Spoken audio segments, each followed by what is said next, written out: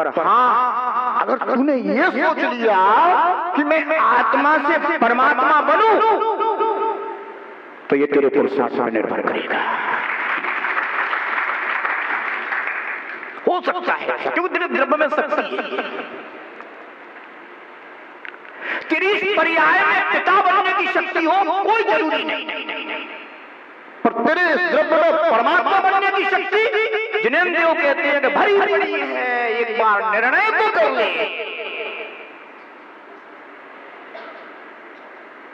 भरी पड़ी है इस लोक में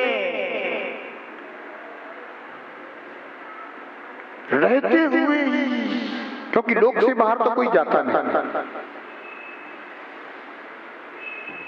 सब संसारी आत्माएं भी लोक में हैं, सब सिद्ध परमात्माएं भी लोक में, पर लोक में रहते हुए भी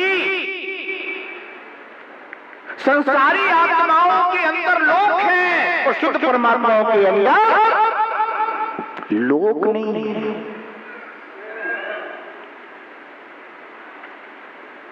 ध्यान रखो,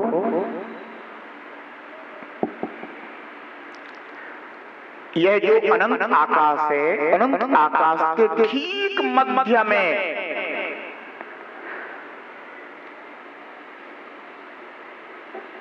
आकाश द्रव्य के गौ स्तनाकार 8 मध्य प्रदेश है, जिससे यह निर्णय होता है कि अनंत आकाश का मध्य क्या है। और वह जो गौस्तनाकार 8 प्रदेश हैं, 8 प्रदेश लोक आकाश के भी मध्य में,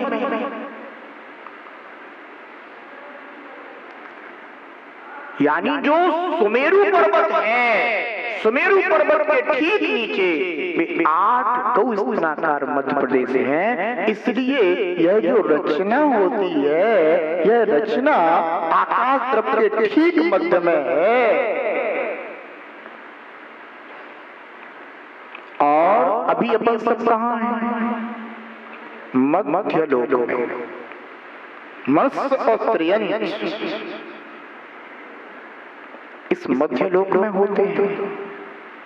ऊर्ध्व लोक में वैमानिक देव हैं, अधोलोक में नारकी भी हैं, भवनवासी और व्यंतर देव भी हैं। मध्य लोक में सूर्य, चांद, तारे आदि जो दिखाई देते हैं, ये ज्योतिष्क देव कहलाते हैं। इस प्रकार से सभी जीव इस लोक के अंदर रहते हुए ही अपने अपने कर्मानुसार जन्म मरण को प्राप्त हो रहे हैं। अहो, इस जीव ने कभी अपना स्वाभिमान नहीं जाना। जो कर्मों ने कर दिया उसी को प्राप्त होकर के भोग रहा है। भोजी तेरा स्वाभिमान है। बहुत से लोग अभिमानी होते हैं, कहते हैं हम स्वाभिमानी, तो ये सोचने लग जाता हूं कैसा स्वाभिमानी। अगर स्वाभिमानी है तो स्वा का निर्णय करके अपने स्वरूप अवस्था को प्राप्त कर, तो मानो कि तू स्वाभिमानी।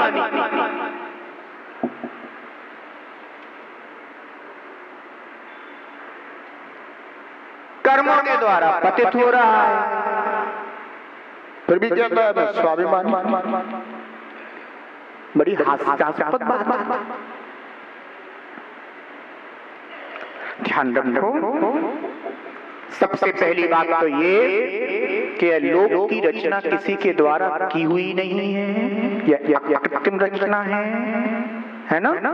किसी के द्वारा बनाई नहीं है, ना किसी के द्वारा विध्वंस की जाती है, ना किसी के द्वारा मिटाई जा सकती है। यह अनादि अनिधन रचना है, इसका करने वाला कोई नहीं है। इस लोक के अंदर ही 6 द्रव्य होते हैं, जीव द्रव्य, उद्गल द्रव्य, धर्म द्रव्य, अधर्म द्रव्य, आकाश द्रव्य और काल द्रव्य।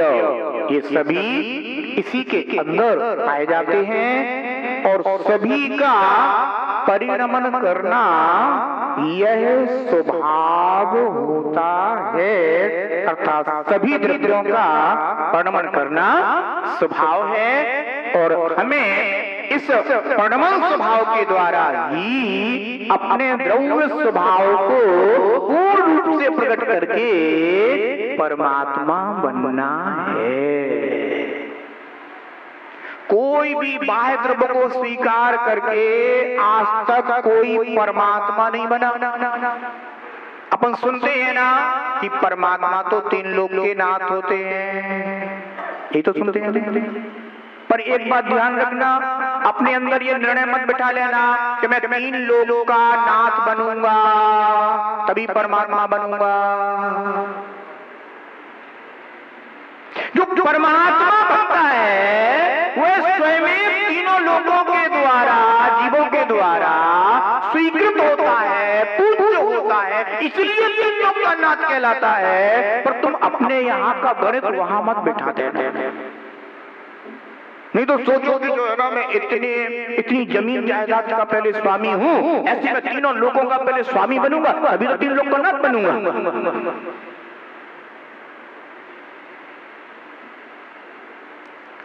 ध्यान रखना, जो स्वयं का नाथ हो गया वह 3 लोगों का नाथ हो जाता है, और जो पर का नाथ है वह तो हमेशा ही अनाथ है।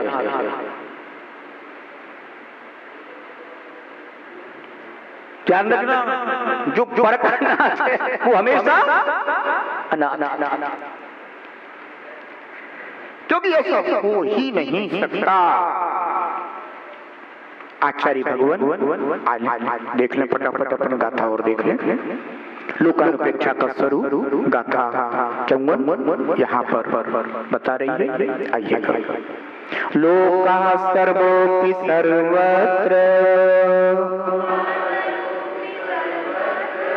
सापाय स्थितिरत्र वहा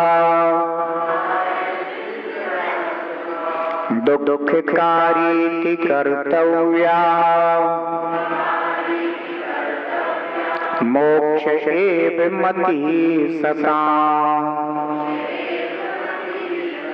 आचार्य परमानंदी स्वामी लोकानुप्रेक्षा का स्वरूप बताते हुए कह रहे हैं कि यह समस्त लोक विनाशिक और अनित्य है तथा नाना प्रकार के दुखों का करने वाला है। इस लोक में जीव को क्या मिलता है?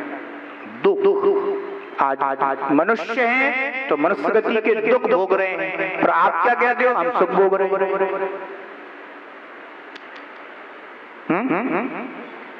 सुख नहीं भोग रहा, भोग तो दुख रहा। पर किसी के जरा दुख की अधिकता है तो किसी के थोड़ी दुख की हीनता होती है, तो हीनता को क्या समझ बैठता है? सुख सुख सुख, मैं सुखी हूं। पर वास्तव में इस संसार में चारों गतियों में कोई जीव सुखी नहीं है, देवता भी सुखी नहीं। देवताओं के तो इतने दुख हैं, इतने दुख हैं, इतने दुख हैं कि कुछ पूछो मत। इसलिए कहा है कि नाना प्रकार के दुखों का करने वाला है। ऐसा विचार कर उत्तम पुरुषों को सदा मोक्ष की ओर ही बुद्धि लगानी चाहिए।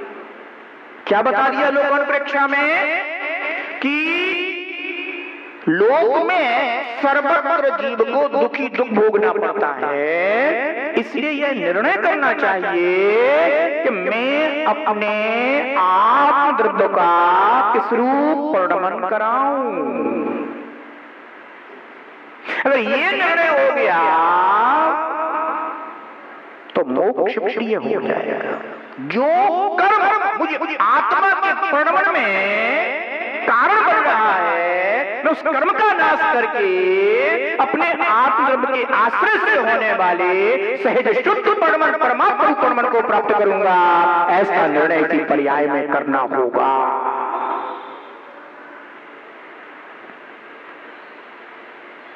आया ना समझ में?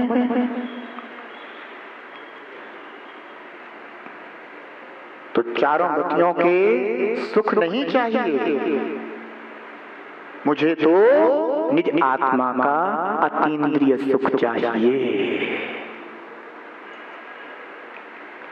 वो कैसे प्राप्त होगा? जब इस लोक को दुखदाई जान करके वहां से दृष्टि को हटाया जाएगा, तभी वह अतीन्द्रिय सुख जीव को प्राप्त हो सकता है। केवल लोक से दृष्टि ही नहीं हटानी, अपितु अपने आत्मा को भी जानने की बात है कि वास्तविक सुख मुझे कहां मिलेगा। ठीक है ना? समय अपना हो गया। अब लोक में नहीं, निज लोक में रहना है। कहां? लोक में नहीं, निज लोक में रहना है। लोक का सुख नहीं, निज लोक का सुख प्राप्त करना है। यही जिनेंद्र भगवान का उपदेश है। हम जिनेंद्र भगवान के उपदेश को श्रवण कर निज लोक के वासी बने।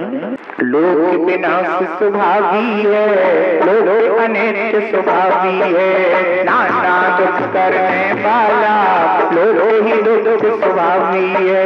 सज्जन जन मुक्ति हो, सज्जन जन मुक्ति में बुद्धि लगाए, जीवन है पानी की बूंद कब मिट जाए रे, जीवन है पानी की बूंद कब मिट जाए रे। पानी अनहोनी हो, होनी अनहोनी कब क्या कट जाए रे, जीवन है पानी की बूंद कब मिट जाए रे, जीवन है पानी की बूंद कब मिट जाए रे, जीवन है पानी की बूंद कब मिट जाए।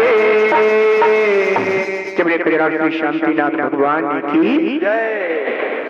सम्यक दर्शन सम्यक ज्ञान सम्यक चारित्र कहा महान, सम्यक दर्शन सम्यक ज्ञान सम्यक चारित्र कहा महान। रत्नत्रयी बोधि है, रत्नत्रयी बोधि है, बोधि को अति दुर्लभ जान। रत्नत्रयी बोधि है, बोधि को अति दुर्लभ जान। बोधि रक्षा में हो, बोधि रक्षा में ज्ञानी यत्न दिखाए, जीवन है पानी की बूंद कब मिट जाए रे, जीवन है पानी की बूंद कब मिट जाए रे। हानि अनहानि हो, हानि अनहानि कब क्या घट जाए रे, जीवन है पानी की बूंद कब मिट जाए रे, जीवन है पानी की बूंद कब मिट जाए रे, जीवन है पानी की बूंद कब मिट जाए।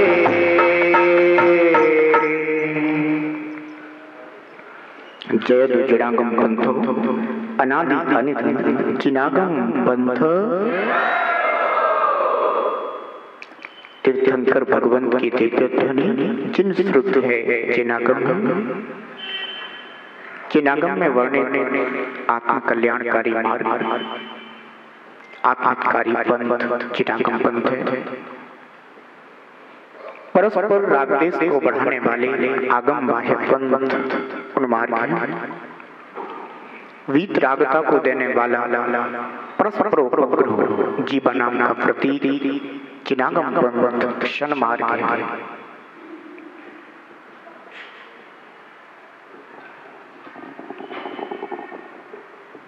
जिनेंद्र देव की वाणी में हम सब जीवों का कल्याण दिखाई देता है। इसीलिए हम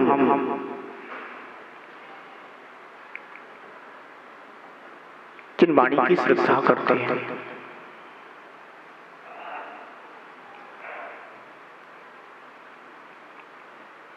जहां लाभ होता हो, जिससे लाभ होता हो, उसका आश्रय किया जाता है। जहां लाभ नहीं होता हो, जिससे लाभ नहीं होता हो, उसे छोड़ दिया जाता है। हमने आज तक यह नहीं जाना कि हमें सच्चा लाभ कहाँ मिलता है,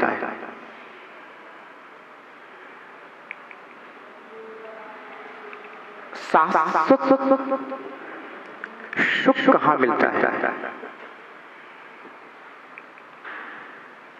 एकेंद्री से लेकर पंचेंद्री पर्यंत सभी जीव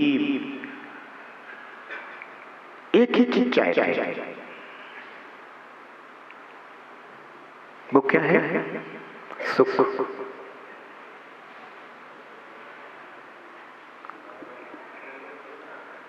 अनंतानंत जीवों की एक ही चाह, एक ही खोज,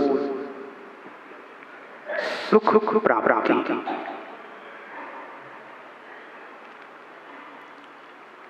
अब विचार करो, इतने जीव अगर सुख चाहेंगे तो सुख कम नहीं पड़ जाएगा? बोलो बोलो बोलो, सुख कम नहीं पड़ जाएगा?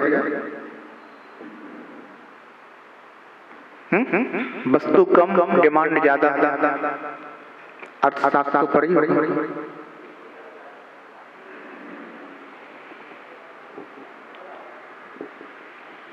तो सुख कम पड़ेगा क्या?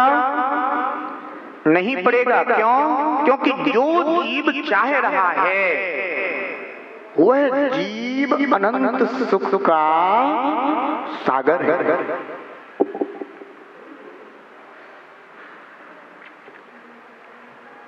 हर जीव अपनी द्रव्य सत्ता में अनंत सुख लिए बैठा है। यानी एक जीव के हिस्से में अनंत सुख है, कम कैसे पड़ सकता है?